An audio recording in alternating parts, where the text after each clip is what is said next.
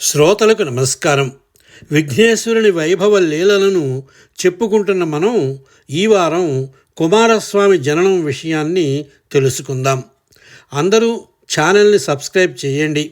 కథ బాగుంటే లైక్ చేయండి, కామెంట్ చేయండి, బంధుమిత్రులకు షేర్ చేయండి. ఇంకా విషయం: విఘ్నేశ్వర, ఇప్పుడు నీవు చేసిన గజాసుర నిర్మూలన జ్ఞాపకంగా గణపతి నవరాత్రి ఉత్సవాలు కలకాలం ఘనంగా జరుగుతూ ఉంటాయి. ముందు కాలంలో ప్రజలు స్వేచ్ఛా శ్రేయస్సుల కోసం సాగే ఉద్యమాలు గణేష ఉత్సవాలతో జయప్రదంగా కొనసాగి ఫలిస్తాయి. ఉత్సవాలన్నిటికీ గణపతి నవరాత్రి ఉత్సవం తిలకంగా ఉంటుంది అని ఆకాశవాణి పలికింది. విష్ణువు విఘ్నేశ్వరుడితో, పార్వతీనందన, మేనల్లుడివని చెప్పి నాకు మరొక పని కూడా కల్పించావా అన్నాడు. విఘ్నేశ్వరుడు మేనమామ వరుస పెట్టి కాలనేమైన కంసుణ్ణి మేనమామ గండాన నువ్వెలాగూ పుట్టి చంపుతావు కదా, ఇలాంటి వరసలన్నీ నీవు నేర్పిన విద్యలే కదా నీరజాక్ష అన్నాడు. విష్ణువు విఘ్ననాశగా, నీ పరశువు ముందు నా చక్రాయుధం ఏపాటి, నీ గొడ్డలి సాము చూసినప్పుడు మహాముచ్చటేసింది సుమా అన్నాడు.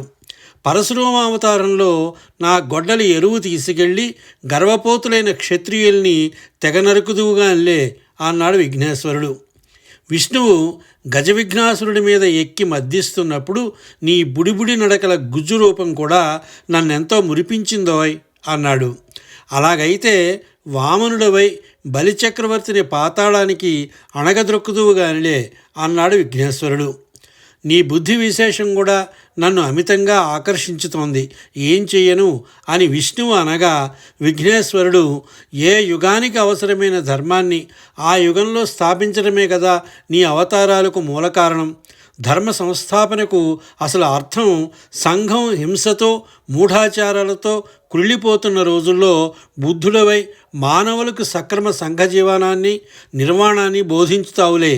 మాయాదేవి స్వప్నంలో నా తెల్లని ఏనుగు రూపం గర్భంలో ప్రవేశించి బుద్ధుడైన సిద్ధార్థుడి అవతారానికి నాంది పలుకుతుంది అని చెప్పాడు. విష్ణువు మహదానందం పొందాడు. పరమాణు రూపంలో ఉన్న విఘ్నం, విఘ్నరాజా, నీ బానిసను, నీ ఆజ్ఞానువర్తిని, వెళుతున్నాను అని సెలవు తీసుకుని కాళిందీ మడుగు చేరి కాళీయుడిగా దాక్కుంది. విఘ్నం వెనుకనే మూషికాసురుడు మూషిక రూపంతో వచ్చి ప్రచ్ఛన్నంగా దాగి విఘ్నానికి పట్టిన గతి చూసి పటపటా పళ్ళు కొరికి నిజరూపంతో బోర విరుచుకొని విఘ్నేశ్వరుడి ముందు నిలబడి సింహనాదం చేశాడు. విఘ్నేశ్వరుడు బలిష్టమైన అతని శరీరాన్ని సంతృప్తిగా చూశాడు. మూషికాసురుడు నిర్లక్ష్యంగా విషపు నవ్వు నవ్వుతూ, విఘ్నం నీ బానిస కనుక ఏం చేసినా చేశావు, కానీ నేను నీ జన్మ విరోధిని. సింహస్వప్నం అనే మాట వినే ఉంటావు. సింహాన్నై నీ కుంభస్థలాన్ని చీలుస్తాను అని అంటూ సింహంగా మారి పెద్దగా గర్జించాడు. విఘ్నేశ్వరుడు, సింహమా, నువ్వు జగజ్జనని వాహనానివి, నిన్ను గౌరవిస్తున్నాను అన్నాడు. సింహం మళ్ళీ గర్జించి ఉరకబోతుంటే విఘ్నేశుడు శివ, శరభ అని స్మరించాడు. సింహానికి ఎదురుగా శివుని శరభావతారం ఘీంకార గర్జనలు చేస్తూ నిలిచింది. శరభానికి సింహ శరీరము, కేసరాలు, కోరలు ఉంటూ ఏనుగు తొండము, దంతాలు ఉన్నాయి. మహాసర్పం లాంటి తోక, చివర జ్వాలలు కక్కే మకరముఖం ఉంది. శరభం జూలు అగ్నిశిఖంలాగా ఎగురుతోంది. శరభం తొండంతో సింహం ముఖం వాచేలా కొట్టింది. సింహం తోక ముడిచి పరుగు తీసింది. శరభావతారం మాయమైంది. విఘ్నేశ్వరుడు తొండాన్ని యోజనం పొడవున సాగదీసి సింహం నడుము చుట్టుపట్టి ఎత్తాడు. సింహం కిరకిరలాడింది. ఆ సమయంలో ఆకాశగమనం చేస్తున్న నారదుడు సా అని గొంతు సాగదీస్తూ సామజవర వదన అంటూ హిందోళ రాగాన్ని ఆలాపించాడు. దేవతలు గుమికూడి ఆకాశం నుండి వింత చూస్తున్నారు. విష్ణువు, విజయ విఘ్నేశ్వర, నువ్వు పట్టిన సింహాన్ని పెంచుకుంటాను, ఇవ్వవు అన్నాడు. విఘ్నేశ్వరుడు నవ్వి, పెంచినట్టే పెంచి తలా గోళ్ళు తీసుకొని నరసింహావతారం ఎత్తి హిరణ్యకశిపుణ్ణి చీలుద్దామనా? అదేం కుదరదు. ఈ మృగరాజు అవసరం నాకు ఉంది. నీ నరసింహావతారం నీవు చూసుకోవలసిందే అన్నాడు. తొండం మూషికాసుర సింహాన్ని తిన్నగా తీసుకెళ్ళి మహాశ్వేత ముందు విడిచి అదృశ్యమైంది. మహాశ్వేత భర్తకు హితవు చెప్పినా వినకుండా నిజరూపంతో విఘ్నేశ్వరుడితో ఢీకొనడానికి పరుగు తీశాడు. మహాశ్వేత దేవిని ప్రార్థించింది. దేవి కనిపించి, నీ భర్త విఘ్నేశ్వరుడికి ఎలుక వాహనంగా చిరంజీవిగా ఉంటాడు, అలా రాసిపెట్టి ఉంది. నీవు కూడా శ్వేతఛత్రానివై నీ భర్తతో పాటు కలకాలం విఘ్నేశ్వరుని సేవిస్తూ ఉంటావు అని చెప్పి అంతర్ధానమైంది. వజ్రదంతుడు కామరూపి గనుక ఈసారి ఏనుగుల్ని తనుకుపోగల గండభేరుండ పక్షి రూపంతో దారిలో కనిపించిన 2 ఏనుగుల్ని గోళ్లతో పట్టుకుని ఎగిరి వెడుతూ ఉండగా చెలరేగిన అలజడికి చిన్న గ్రద్ద రూపంతో ఒక చెట్టు మీద హరిని ధ్యానిస్తూ ఉన్న గరుత్మంతుడికి ధ్యానభంగమైంది. కోపంతో గ్రద్ద గండభేరుండాన్ని ముక్కుతో పొడిచింది. ఆ పోటికి వజ్రదంతుడు నిజరూపంతో నేలకూలాడు. గరుత్మంతుడు, ఇంతకంటే రుచికరమైన ములుకుపోట్లు తినబోతున్నావు, వెళ్ళు అంటూ ఎగిరిపోయాడు. మూషికాసురుడు వెళ్ళి విఘ్నేశ్వరుడితో, నీకు ఉన్నాయి పెద్ద దంతాలు, వెలక్కాయలు నొక్కి తినడానికి తప్ప మరెందుకు పనికిరావు. నా దంష్టలతో వజ్రాల్ని పిండి చేస్తాను, కైలాసాన్ని గుల్ల చేస్తాను తెలుసునా అన్నాడు. వినాయకుడు దిక్కులు చూస్తూ తనలో తాను గొణుక్కుంటున్నట్లుగా, అవునవును, ఎందుకు కొరగాని దంతాలు ఉండి ఎందుకు అంటూ ఒక దంతాన్ని పట్టుక్కున సగానికి విరిచి పారేసినట్టుగా విసిరేశాడు. ఆ దంతం గాలిలో గిరున తిరుగుతూ ఇంద్రజాలం ప్రదర్శించి వెళ్ళి వజ్రదంతుణ్ణి గుచ్చి పొడవడం ప్రారంభించింది. రక్తం ధారలు కట్టి కారసాగింది. మహాశ్వేత అది చూడలేక మూర్ఛపోయింది. వజ్రదంతుడు చిన్న ఎలుకగా మారి తుర్రున పారిపోయి రాళ్ల మధ్య కలుగు చేసుకుని దూరాడు. ఒక దంతాన్ని విరుచుకుని విఘ్నేశ్వరుడు ఏకదంతుడు అనిపించుకున్నాడు. దంతం కూడా కలుగులో దూరి ఎలుకను అలా పొడుస్తూనే వెంబడించింది. తోక వెంట రక్తం జాడ కడుతూ ఉంటే ఎలుక సొరంగం తొలుచుకుంటూ పాతాళం నుంచి భూమి మీదకి వచ్చి పరుగులు తీసి లోకమంతా చుట్టి చివరకు విఘ్నేశ్వరుడి శరణుజొచ్చి, నాకా చావు రాదు, నీ దంతం గుచ్చి చంపుతున్నది, బాధ తంపించుదేవా అని వేడుకున్న మూషికాసురుడికి విఘ్నేశ్వరుడు అభయం ఇచ్చాడు. దంతం వచ్చి అతని హస్తం అలంకరించింది. విఘ్నేశ్వరుడు, మూషిక, చూడటానికి చిట్టెలుకవే కానీ మహాబలుడివి. మహాకూర్మావతారంతో మందర పర్వతాన్ని, ఆదివరాహావతారంతో భూమిని ఎత్తిన విష్ణువు కంటే బలశాలివి. తగిన వాహనం కుదరక నేను నా లంబోదరంతో నడవలేక అవస్థపడుతున్నాను, నీలాంటి అంటూ చెప్పటానికి సందేహిస్తున్నట్టు నసిగాడు. విఘ్నేశ్వరుని పొగడ్తకు మూషికాసురుడు పొంగిపోయి, స్వామి, నీ దంతం నాలోని అజ్ఞానాన్ని పారదోలి గుచ్చి జ్ఞానాన్ని నింపింది.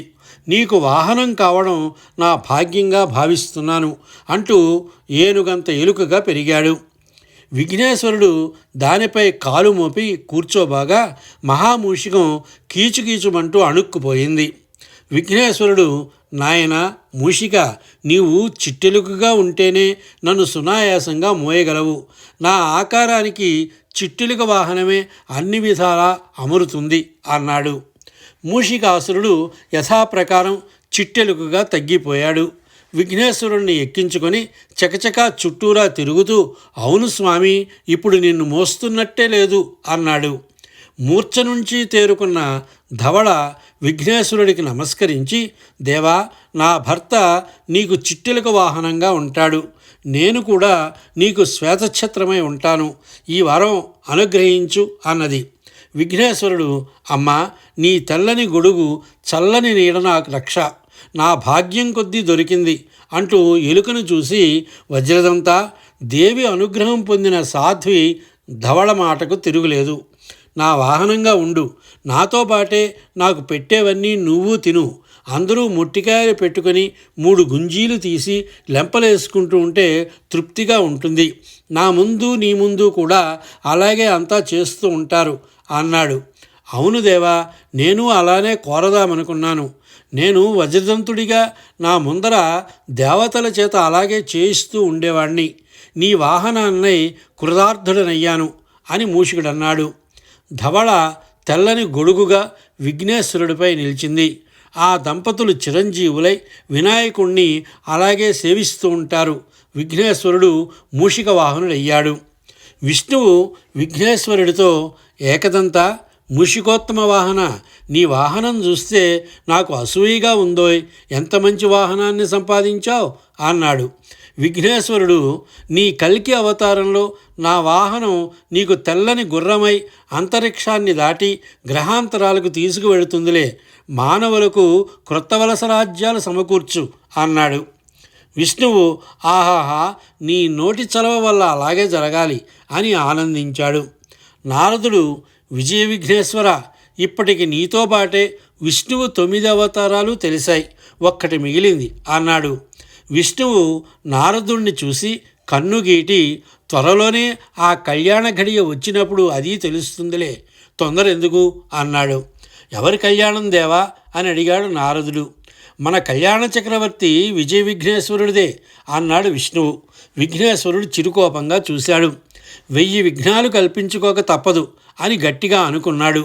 నాయన అంతటితో సరిపెట్టు, 1000 విఘ్నాలు పూర్తయ్యాక అరవిఘ్నం అయినా కల్పించుకోవడానికి చెల్లేదు లేదు సుమా అని విష్ణువు హెచ్చరించాడు.